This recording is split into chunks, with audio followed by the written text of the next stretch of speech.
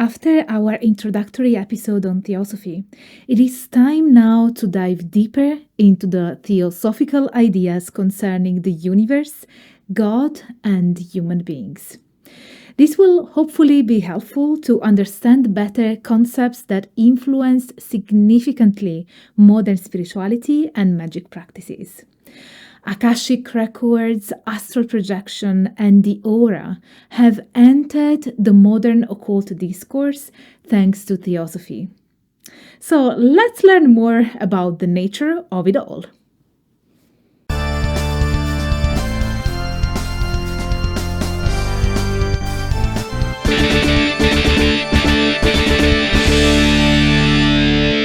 Hello everyone, I'm Dr. Angela Puca and welcome to my Symposium.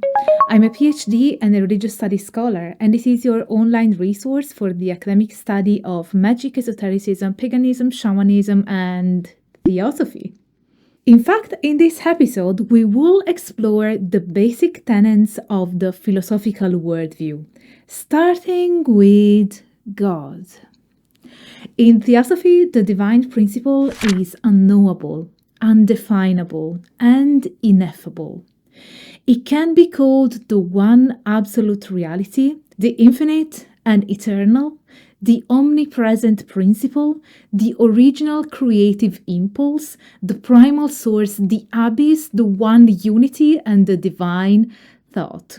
That's quite a lot. This divine source is unborn and undying, and everything from the macrocosm to the microcosm is an aspect of this one unity, participating in its truth and nature. Since the divine source is the all, human thought cannot understand it. This primal source periodically manifests itself in a finite series of emanations. You can see here inspirations from Neoplatonism as well as Gnosticism, Hermeticism, and Buddhism. These influences will be much more apparent as we move forward. So, the first emanation of the divine source is the first logos, or primal word. Doesn't this remind you of the Neoplatonic great chain of being and some Hermetic texts? So the divine being thinks the universe, then speaks the word of creation, and then the word as sound becomes the matter of the cosmos, meaning that divine thought becomes creative word, and the creative word becomes dense matter. This worldview seems a refined form of the Gnostic emanationism that was retained by early Christians and is echoed by the beginning of the Gospel of St. John. The divine thought unfolds in a sevenfold process that goes from perfect to less perfect. In this process, it creates first spiritual essences to control the order of the cosmos itself, then nature, and then matter. Being the final emanation, the material form is the opposite and imperfect end of the spirit, where darkness and evil dwell. It's essential to clarify that darkness and evil are relative concepts in Theosophy, as they are not the opposite of divinity, but rather the most distant and hence imperfect and distorted form of the divine. As such, they are also perceived as an illusion dictated by our inhabitancy of the material realm.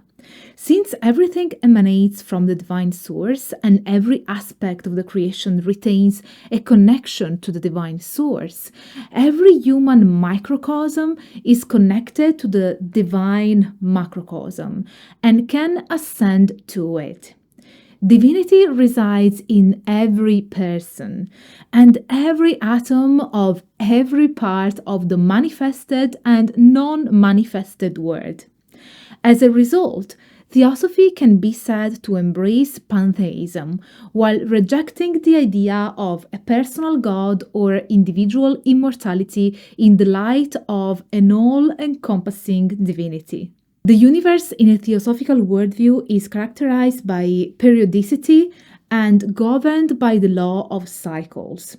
This cosmology is heavily influenced by Buddhism and Hindu traditions, symbolized by the cycle and the spiral, and a manifestation of the cyclical nature of being. Indeed, being and non-being alternate in the cycle of Manvantara, a Sanskrit word that indicates periods of manifestation and activity, separated from each other by prayala, or periods of dissolution and rest. A complete cycle encompassing these two stages is called by Madame Blavatsky a day and a night of Brahma, name of the Absolute in Hindu traditions, or the waking and sleeping of the universe.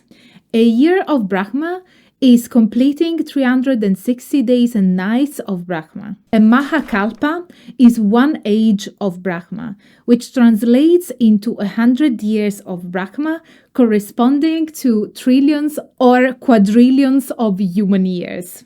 In this cycle of manifestation and dissolution, the universe itself will dissolve and rest, to then eventually become manifested again in the cycles without end. In this cycle of manifestation and dissolution, the universe itself will dissolve and rest, to eventually become manifested again in these cycles without end. During each Manvantara, each solar system or planetary chain goes through a cycle of 7 planetary reincarnations, described as one revolution of the wheel. On each of the 7 planets, there are 7 waves of 7 kingdoms of nature, constituted by different types of minerals, vegetables, animals, humans, and superhumans. The 7th wave is represented by humanity, consisting on each planet of 7 root races. Every root race also has 7 sub-races, and each sub-race has 7 branches. You can tell Theosophy truly loves number 7, don't they? Between planetary rounds, there is a minor pralaya, while the planets rest. Interesting to notice that every planetary incarnation happens under the supervision and guidance of builders and watchers, namely divine intelligent essences. The human monad is currently living its 4th round, which is the incarnation on the earth, in its 5th root race, the Aryan. According to Theosophy, the human being is a god who parted from their spiritual nature to ascend into the material world due to desires. You can see here a Gnostic understanding of matter and spirit, where the former is opposed to the latter, and the aim of one's spiritual journey is to ascend from the prison of the body to the metaphysical realm of the spirit. The intellectual side of humanity can lean towards the spirit or towards the matter. In the latter case, especially when physical intellectuality is not informed by the spirit, it can have detrimental consequences. An example of this form of intellectual endeavor is seen in the materialism and scientific positivism of 19th century Europe. Now let's talk about the human being. When it comes to the view that Theosophy endorses regarding human beings, I first have to clarify that the word you will find in theosophical literature to generally refer to humanity is man. However, I will here use the words human beings, and humanity as they reflect a more inclusive understanding, and also that's what it was meant anyway, albeit in 19th century terminology.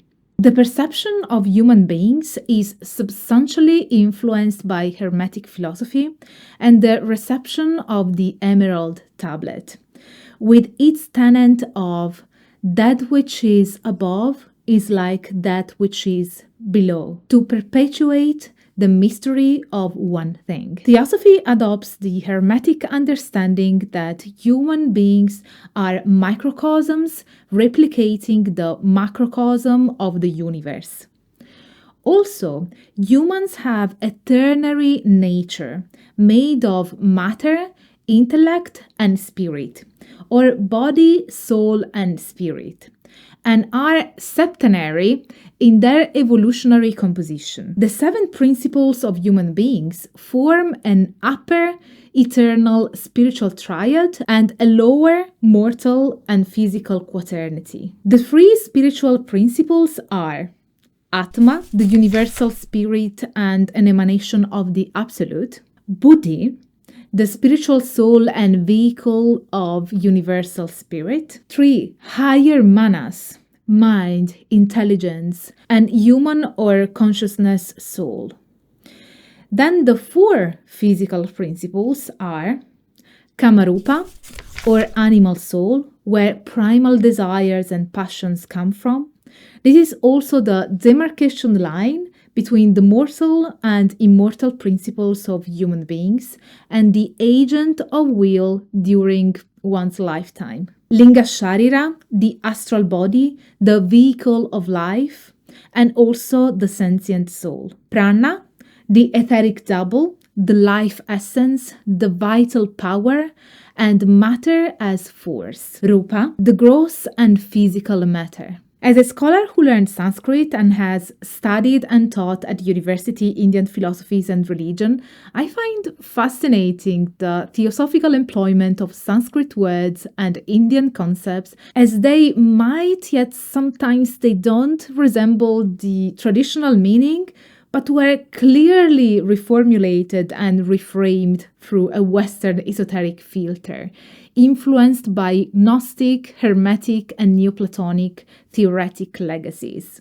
The reincarnation cycles manifest in 3 lowest bodies: the astral, the etheric, and the physical. As for the planes of existence, well, of course there are going to be 7. However, human beings in their incarnation on the earth can only perceive the first 3, or the most spiritually advanced can get to 4. So which are they? We have the physical plane, the astral plane, the mental plane, the intuitional plane, the spiritual plane, the monadic plane, and the divine plane. As I explained in my video on the astral plane, this concept is much more recent than people may think. And it was first conceptualized in the way we understand it today by theosophists. According to Theosophy, the astral world or plane is not really a place, but a state or condition of existence.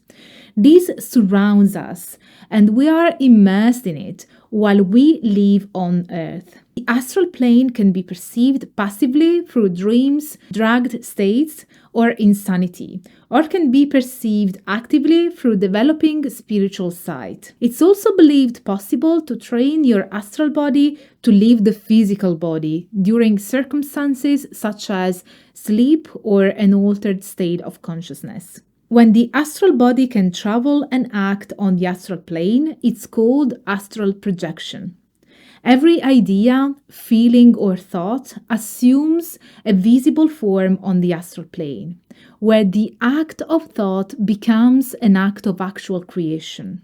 Everything that happens on the physical plane happens and is imprinted in a mirror-like manner on the astral plane. Also, everything that has ever happened, every thought, feeling, or action is impressed in the so-called Akashic Record, where the entirety of the world's history is believed to be accessible to those who develop a super-sensible sight. Another element belonging to human beings in a theosophical understanding is the aura. a radiant energy field produced by the human body and visible to those who can penetrate the astral plane. A trained occultist can therefore astral project and understand another person more deeply by seeing their aura, its shape and color, as each are associated with specific traits. The human aura is also tripartite, with the lowest sheath that shows the influence of the body on the soul, the middle sheath that reflects the life of the soul, and the highest sheath, namely the spiritual state. As we mentioned earlier, the human monad, while it's incarnated on Earth, can only experience 3 of the planes that exist in the universe. The third one that we haven't covered yet is the Devachanic plane, the realm where the gods reside and the Christian heaven. This is where the human monad goes in between incarnations to integrate its past experiences and get prepared for the next life ahead. Only when the human monad develops further on its spiritual journey and concludes its incarnations on Earth, then will it start progressively experiencing the higher planes of existence. So, as for now, when the human monad, and hence us, is incarnating on Earth, the spiritual journey consists of acknowledging the illusory nature of the physical world, seen as Maya, an illusion that deceives us through death, time, and evil. 3 illusory aspects of our experience in the physical body that don't truly exist. Everything that occurs in the physical realm is distorted, transient, sometimes a parodic and grotesque reflection of what really happens in the spiritual realm. The truth, according to Theosophy, is unchanging, eternal, and immutable, and cannot be found on the physical plane. Hence why our mission as inhabitants of a body is to look beyond and ascend to a truer state of being. So this is it for today's video. I hope you enjoyed it. I definitely want to make more videos on theosophical concepts, especially on anthroposophy and Rudolf Steiner, and a deeper dive into Madame Blavatsky. But I can only do so and keep working on this amazing project thanks to you guys. So if you have the means and can help keeping this project alive, I would really appreciate if you'd support my work with a one-off PayPal donation by joining memberships or my inner symposium on Patreon. That's a great community as well, other than a way of supporting my work. We have monthly lectures, a book club, one-to-one conversations with me, private lectures, and all sorts of things depending on your chosen tier. And if you did like this video, don't forget to smash the like button, subscribe to the channel, activate the notification bell because it will notify you when I upload a new video, and share the video with your friends and with everybody that might be interested in learning more about theosophical concepts surrounding God, the universe, and human nature and everything. Let me know what you thought about what we talked about today in the comment section. And as always, stay tuned for, you know what's coming, all the academic fun. Bye for now.